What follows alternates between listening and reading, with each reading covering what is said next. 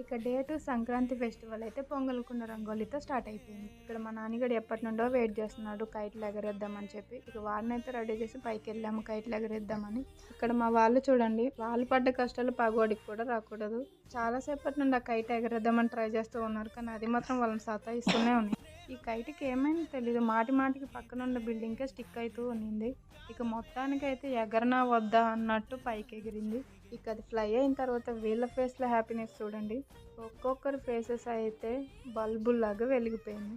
కానీ ఆ హ్యాపీనెస్ అయితే ఎంతసేపు లేదు. కొంచెం సేపటికే కైట్ అయితే చెట్లలో ఇరుక్కొని కట్ అయిపోయింది. కాకపోతే వీళ్ళ ఇగో అయితే సాటిస్ఫై అయ్యింది. ఎందుకంటారా?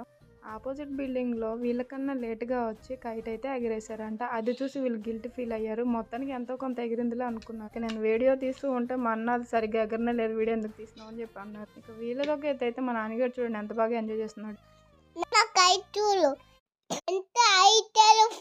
ఈవినింగ్ అయితే పెద్దమ్మ హోమ్మేడ్ పానీపూరి అయితే తయారు చేసింది.